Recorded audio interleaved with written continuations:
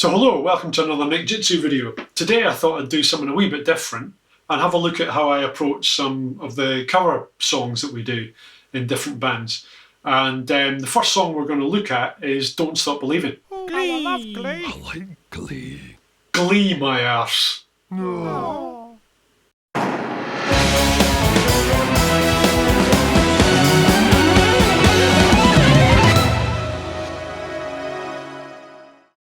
Don't Stop Believing is by Journey, and it's from their 1981 album Escape, and actually features one of my favourite musicians of all time, Steve Smith. Keyboard player on the track is Jonathan Keynes. The actual title from the song comes from a conversation that he had with his father when he'd phoned his father up from LA, because he lived in LA at the time. Don't know where his father lived. His father probably lived in, I don't know, Brechin or Bognor Regis or something, or somewhere like that. And he'd phone up his father and complain about the music business, and because we all know how hard the music business is. And his father would say, well, don't stop believing or you're done. Look, today's beer, Brewdog Mr. President, finally a beer you can vote for.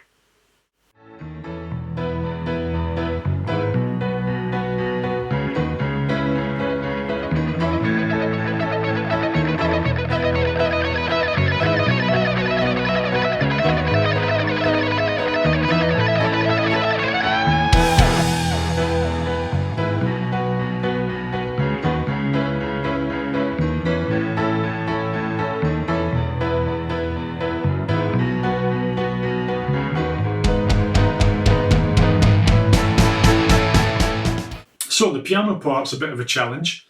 It's based on a 1-5-6-4 progression, which in E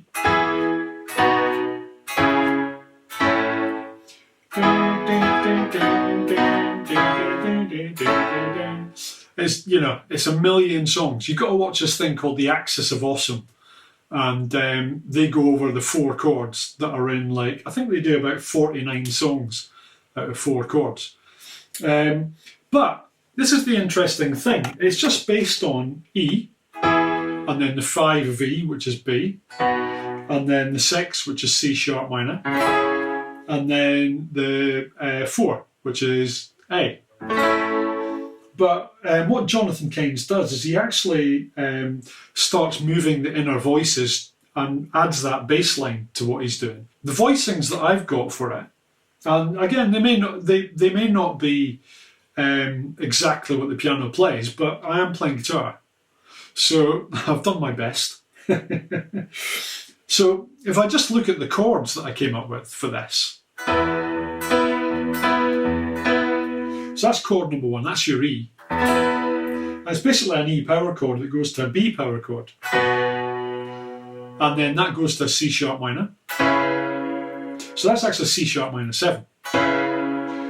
Although I'm thinking of it as C sharp minor, I'm probably going to say C sharp minor instead of C sharp minor 7. And then that goes to an A.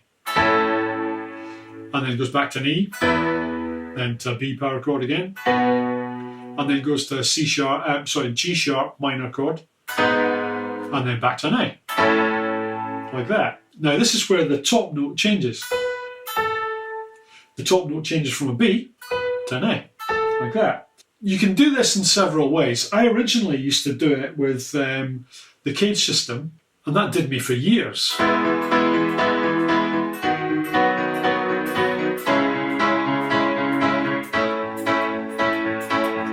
So you've got the kind of triad, or the top part of the chord with this hand, and then the octaves. It's the Thunderbird's way of playing, you know.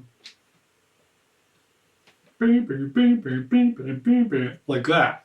So what you get, if we just play it simply, you've got the E with the bass note of E, straight to the B, like that, back to the E, B, G sharp minor, A. And you can get away with playing it like that as well. But I know what you like. You want the meat and potatoes of the whole thing. You want to learn the bass line as well and play that at the same time. So the bass line's a bit that does this.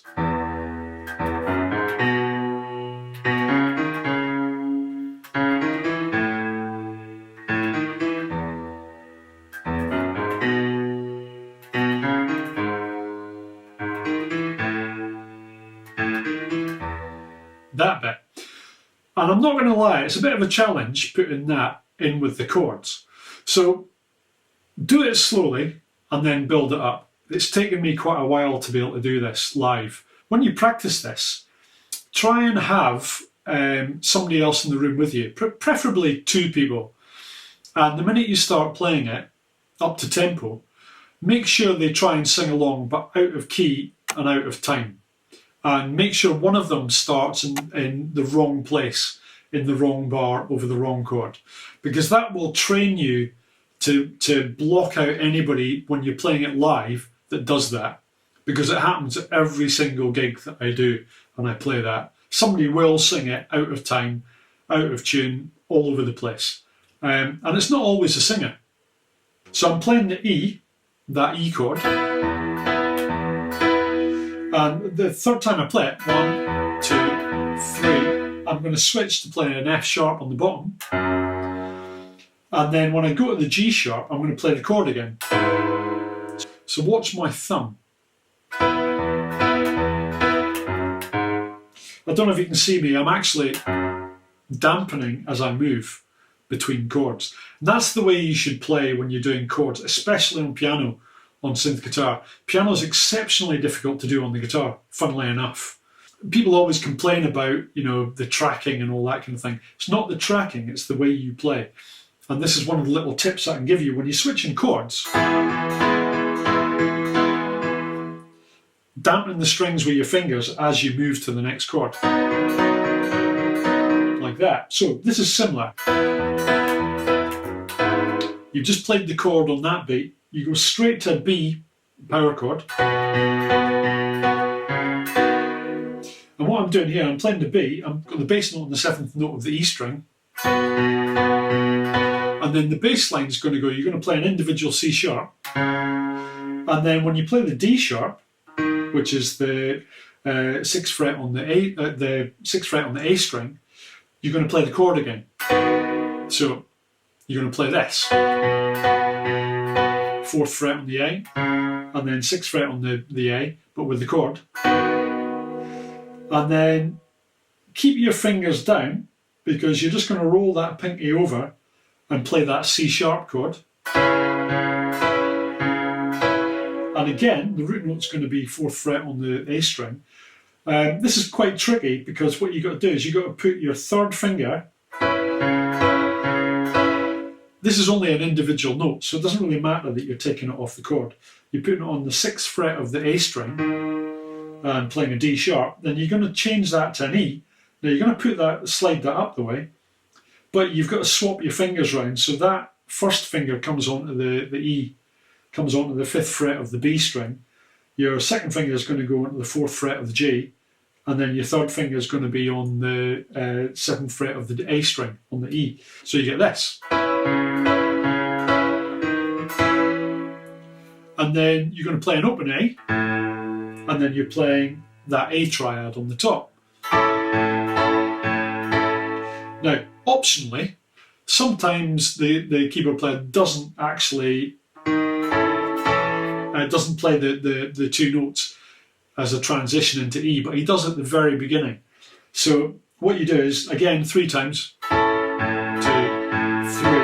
and then you play D sharp on its own, and then E with the chord, and then immediately you play the open E again, and then you're back to. So what you get when you put all that together,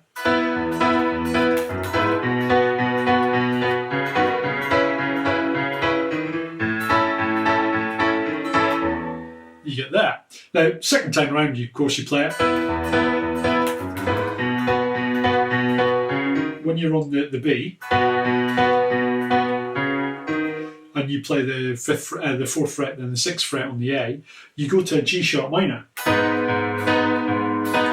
The D sharp, which is the 6th fret on the A string, as an individual note, and then you play the E, which is the 7th fret on the A string with the chord, and then you play the open A, like that. If you listen to the inner voices,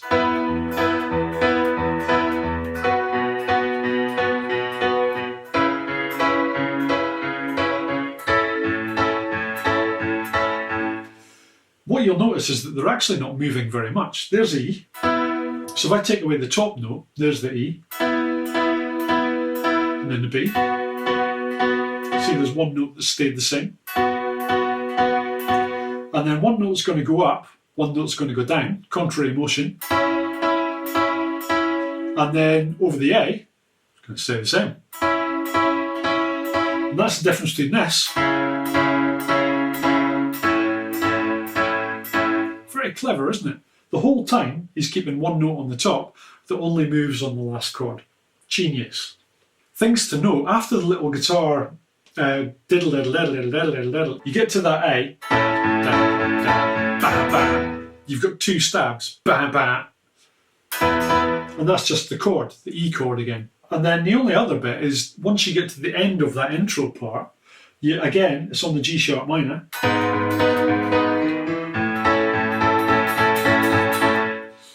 You're just playing the whole A chord together, so you're playing the open A and then you're playing the A triad at the top. So when you start playing your way through this, start very slowly and do one chord at a time. Get used to doing that, and then the next chord. And then start putting them together.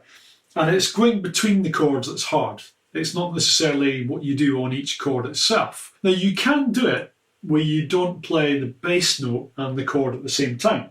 See if I can do this. And then you go on to the next chord.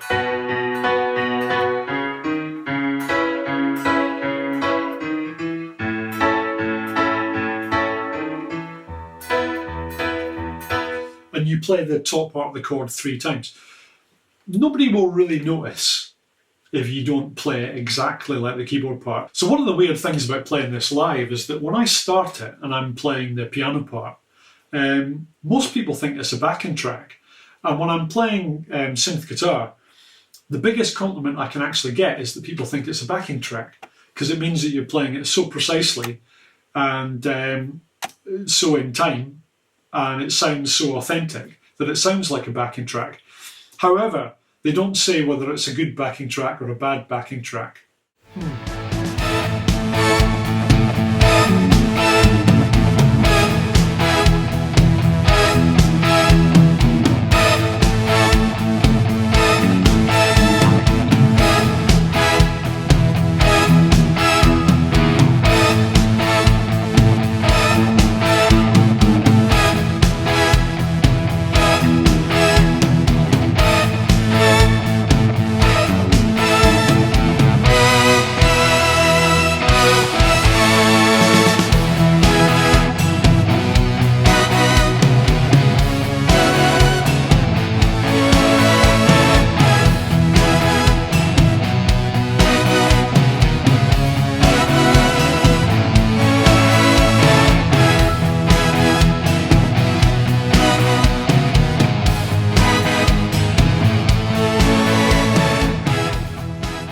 So the original was played on a ARP Omni synth, and what I've done is I've taken the Alchemy synth from Logic, and I think it's a patch called 70s Synth, and I've given it a bit of a tweak, put some chorus on it, a bit of reverb, and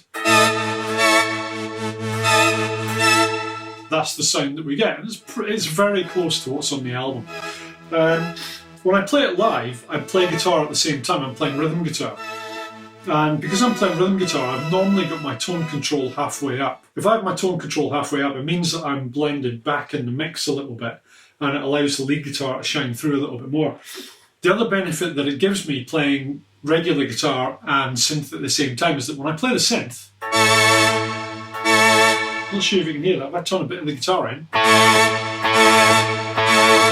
the guitar's going bah, and then the synth comes in later. The attack on the synth isn't very fast, so it allows me to kind of control the synth better. It's really hard playing synth on guitar when the attack is really slow. This is how you play the synth part. The first chord is an A sus sharp 4, which is quite difficult to say with a Scottish accent. Like that.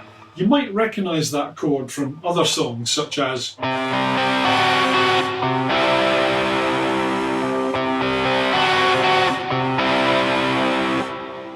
young chap called Mr. Joe Satriani, who was flying in a Blue Dream at the time. It's kind of a Lydian sound then, which it makes sense because it's the 4 chord, and Lydian is the 4th mode.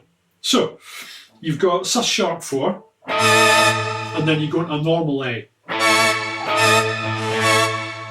And then you're going back to the sus sharp 4, and then you're just playing a A5, you're playing an A power chord. So you get this little figure at the top,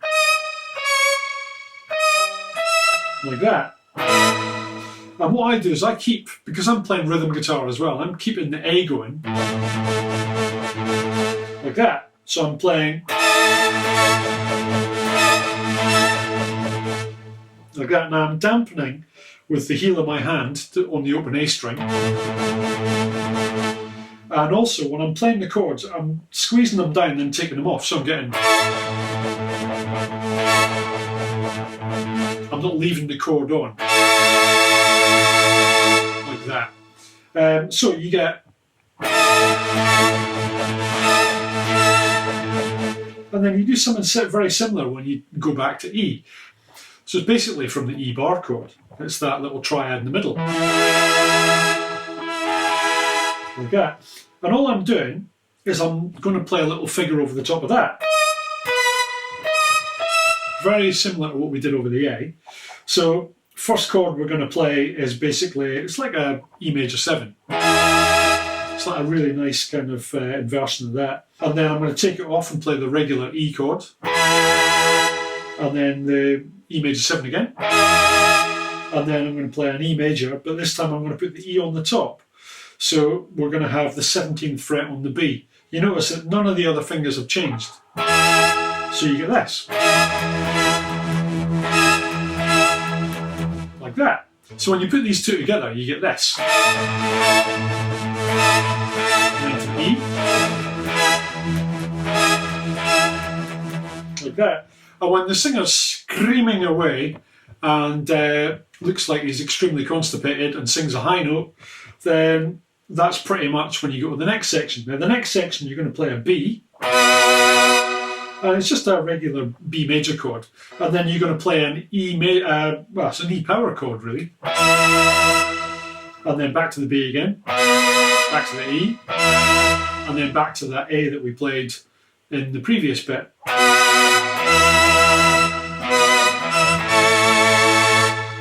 So we're going to go back to the 1-6-5-4 progression for the next bit, you know, the kind of versey bit if you want. And what we're going to play is basically an E major to a B, to a C sharp minor, and then to an A, like that. But we're not going to quite play it like that. Hold on to your Mr. President. What he plays, Mr. Jonathan Keynes, is 1, 2, 4, 1, 4. So what I'm playing is a regular E chord, like that. And I'm going to keep that B, that's the note there, in each one of the chords. So I've got the E there. I'm going to go to a B major. For the next chord I've got C sharp minor 11. And C sharp minor 11 is quite a cool chord. So the A is a bit different on this. What you do on the A chord is you play it as an arpeggio. So you're actually arpeggiating the first 3 notes. Now I'm not playing the A string here. I'm playing the E string. I'm playing the 5th fret on the E string. I'm playing the 7th fret on the D. I'm playing the 6th fret on the G and the 5th fret on the B. And when I play the B and the E string, I'm going to play them together. I'm playing the 5th fret on the B and the 7th fret on the E, like that. So you get this. And then I'm going to play it again with the 5th fret on the E, 5th fret on the B. And then I'm going to go straight back to the E chord, the E major. So you get that little figure on the top. Like that. And then you go back and you do the whole thing again, but you do E, B, and instead of going to C sharp minor 11, you go to G sharp minor, which is the 4th fret on the E. Again, we're going to miss the A string out, and then back to the A with the arpeggio. And the whole time, I'm keeping that bass note going for the guitar part.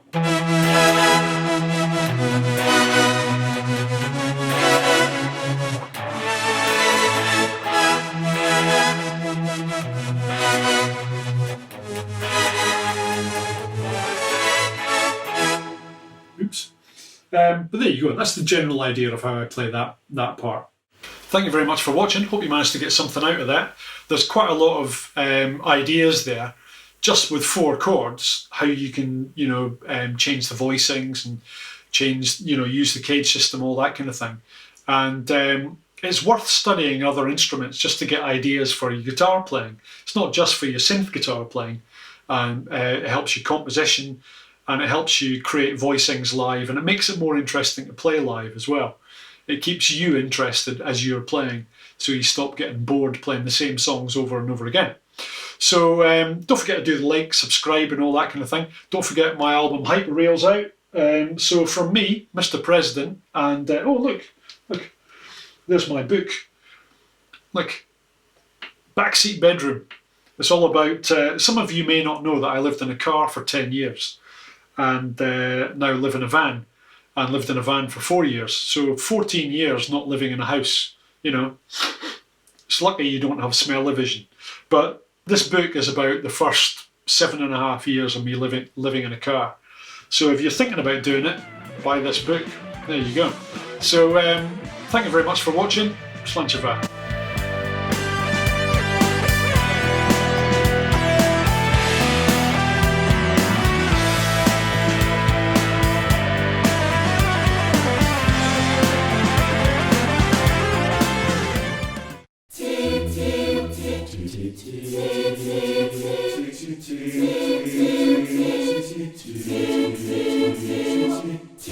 Glee my arse.